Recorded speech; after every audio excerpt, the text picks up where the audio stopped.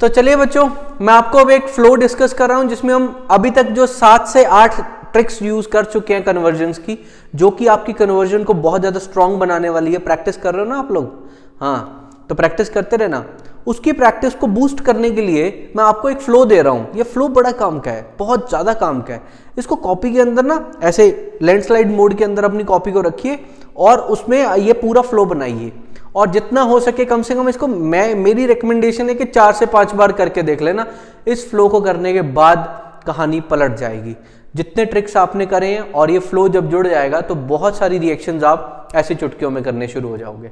चलो आओ देखते हैं इस फ्लो के अंदर है क्या। सबसे पहले तो हमारे पास 3 तरह के हाइड्रोकार्बन होते हैं, बिल्कुल शुरू से स्टार्ट होते हैं। जैसे इनको बोल देते हैं हम एल्केन्स, और ये होते हैं हमारे पास alkenes, and these are alkynes. आपको ऐसे हाइड्रोकार्बन सपोज कर लो दिए हुए हैं, और क्वेश्चन आगे की आगे बढ़ता चला जाता है। आपको पता ही है कि ऑर्गेनिक का जो कन्वर्जन वाला क्वेश्चन होता है वो बहुत ज्यादा डिटेल में आता है। तो हम इसको क्या कर सकते हैं, हमें बोला गया कि इसकी पहले तो हमें करनी है एक्टिवेशन। मैं आपको यहां पे क्या बता रहा हूं कि एक्टिवेशन कैसे करनी है। हमने क्या करा, X2 को यूवी रेडिएशन की प्रेजेंस में जब एल्केन से रिएक्ट करवाया तो वो एक्टिवेट हो गया। एक्टिवेट कैसे हो गया, मान लेते हैं कि हमारे पास यहां था CH3CH3, मतलब इथेन था। इथेन एक एल्केन है, और जैसे ही हमने इसकी यूवी रेडिएशन की प्रेजेंस में X2 की जगह मैं Cl2 लिख दूं, तो Cl2 के साथ जब रिएक्शन करवाई तो ये यहां पे हमें क्या बन के मिलेगा, CH3CH2Cl। एग्जाम्पल के साथ थोड़ा बता रहा हूं, समझ रहे हैं? तो इस तरह के कंपाउंड हमें मिलने स्टार्ट हो जाएंगे। ये एक्टिवेट हो चुका है। अगर हमें डबल बॉन्ड को एक्टिवेट करना हो तो हमें मार्कोवनिकॉव या एंटी मार्कोवनिकॉव के थ्रू जाना पड़ता है। सर मार्कोवनिकॉव हो तो क्या मतलब, वहां पे कोई भी रिएजेंट नहीं लगा होगा, और एंटी मार्कोवनिकॉव पर ऑक्साइड की प्रेजेंस में होता है। पर ऑक्साइड की प्रेजेंस में कैसे, मान लेते हैं कि आपके पास कार्बन है 3, 1 2 3 कार्बन, और इस कार्बन पे कितने हाइड्रोजन होंगे, 3 हाइड्रोजन। इस पे कितने होंगे, 1 हाइड्रोजन होगा, और इस पे 2 हाइड्रोजन होंगे। तो एंटी मार्कोवनिकॉव का मतलब है जो हैलोजन होगा वो कम हाइड्रोजन वाले के ऊपर आके अटैक करेगा।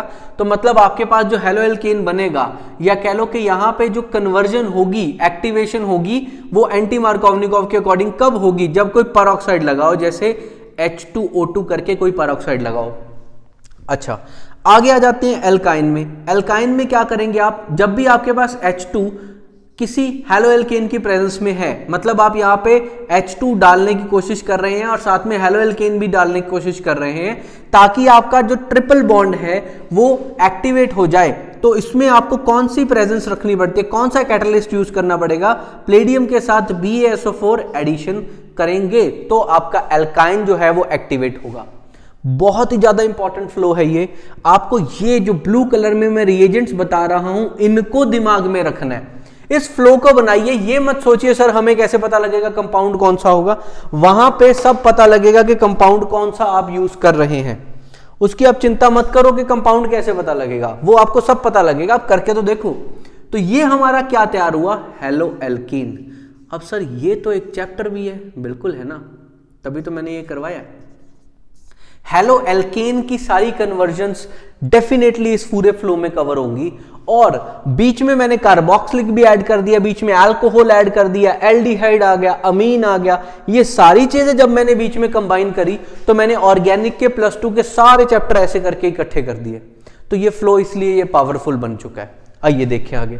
अब मैं इसको ऐसा रखना चाहता हूं कि आप फटाफट इसको बना दो। कैसे, अगर आपके पास एल्केन है, X2 के साथ यूवी रेडिएशन की प्रेजेंस में X2 ऐड कर दीजिए। अगर आपके पास एल्कीन है, HX ऐड कर दीजिए, और अगर आपके पास एल्काइन है, H2 के साथ HX ऐड कर दीजिए, और साथ में आपको प्लेडियम BaSO4 की प्रेजेंस रखनी है, क्योंकि एल्काइन है, पाई बॉन्ड ज्यादा है।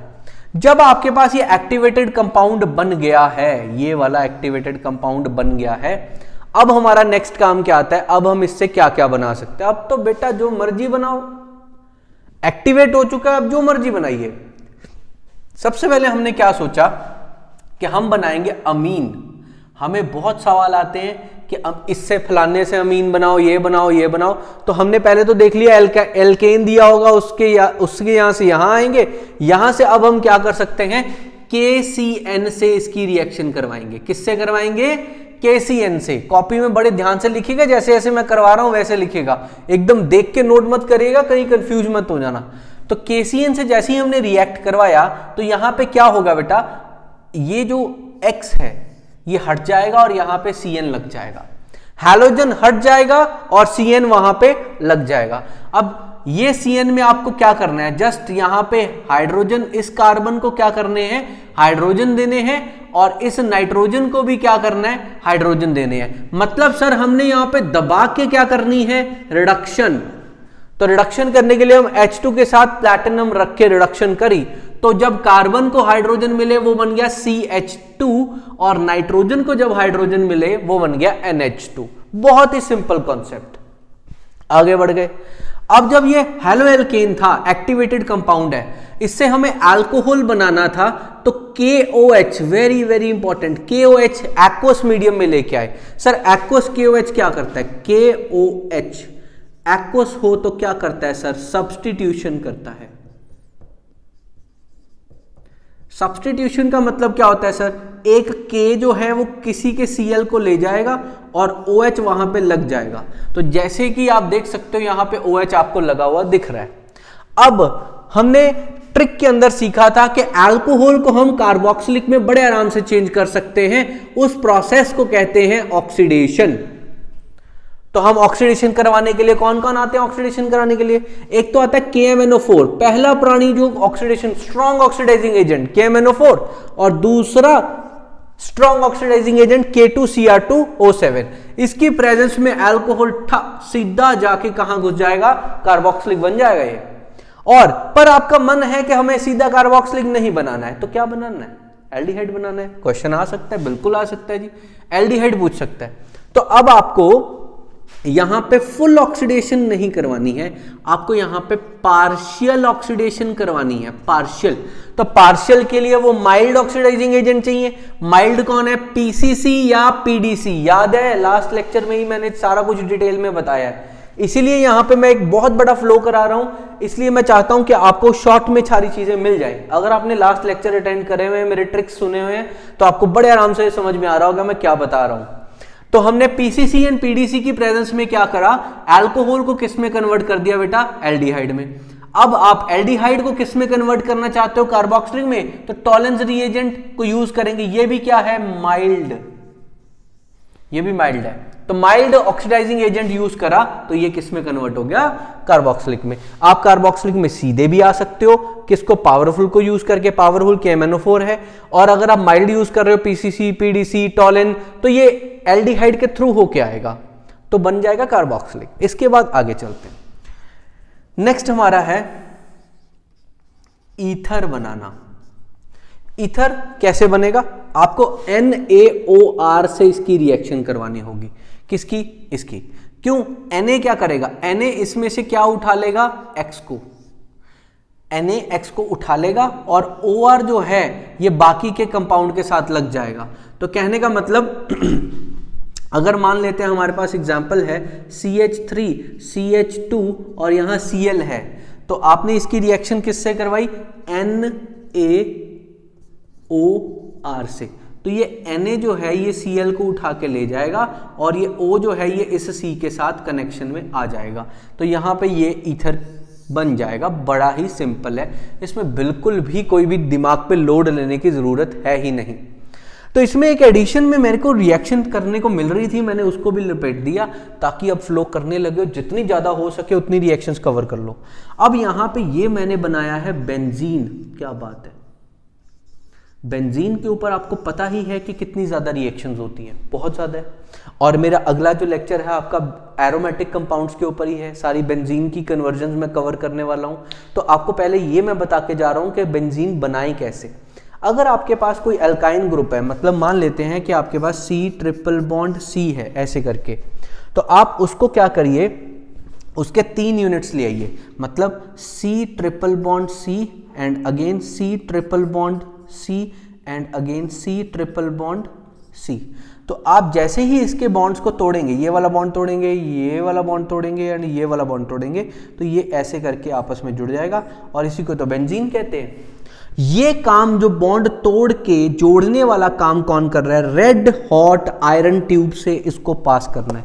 इसके 3 यूनिट्स लेके आओ, ये देखो 3 है ना, एक ये दूसरा यूनिट और ये तीसरा यूनिट, तो इसके 3 यूनिट्स लेके आओ, रेड हॉट आयरन ट्यूब से इसको पास करो, क्या बन जाएगा? बेंजीन। बड़ी शानदार। C6H6 कैसे दिखा रहा, मेरी बात समझ में आ रही है? बड़ी इंपॉर्टेंट चीज बताई है मैंने आपको। ये इतने ज्यादा काम की चीजें मैं आपको बता रहा हूं ना, आप इसको नोट जरूर करिएगा, मैं बार बार बोल रहा हूं आपको, बहुत काम की चीजें। आगे बढ़ते हैं। नेक्स्ट हमारे पास क्या है? अब कार्बोक्सिलिक से क्या बनाएंगे? सर चैप्टर है ना हमारा कार्बोक्सिलिक वाला भी, तो उससे आगे की रिएक्शंस भी थोड़ा समझते हैं। एस्टर बनाना बड़ा आसान। कार्बोक्सिलिक को किससे रिएक्शन करवाओ? ROH से, तो ये क्या बना के देगा? एस्टर। सर एस्टर क्या होता है?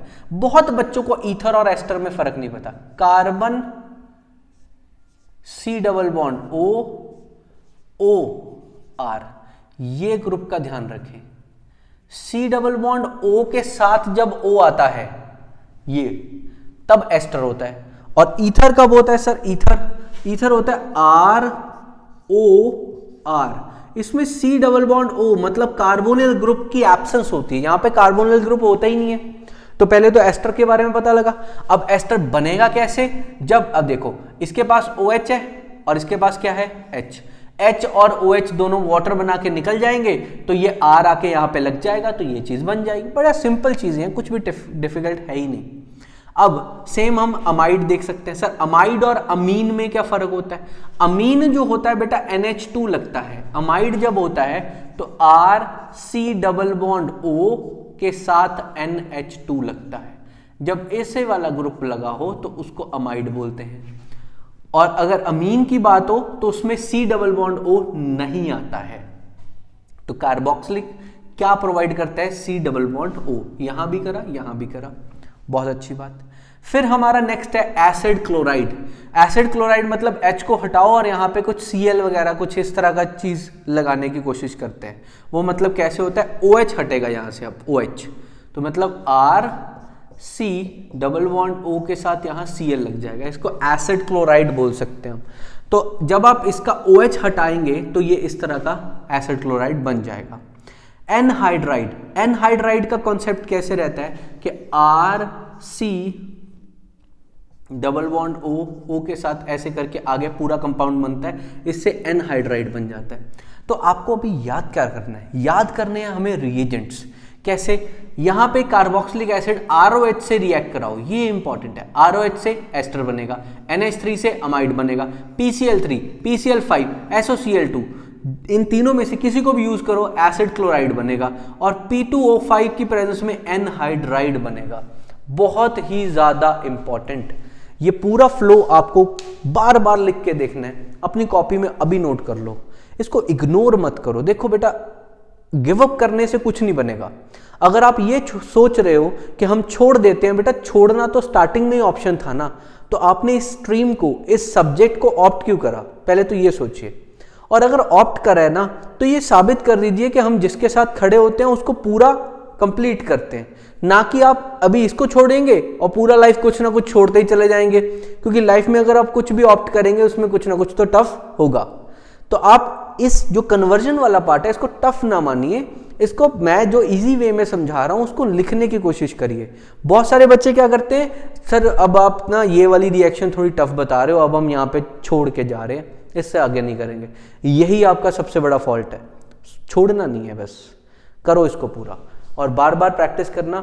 अगर आपने इसको 5 बार करा और आपसे कन्वर्जन ना हुई तो मुझे बता देना, ऐसे हो ही नहीं सकता। मैंने ये पूरा पहले प्रैक्टिकल करके देखा हुआ है, मेरे बच्चों से कन्वर्जन्स होती हैं। तो आप इसको बार बार प्रैक्टिस करिए। Thank you so much.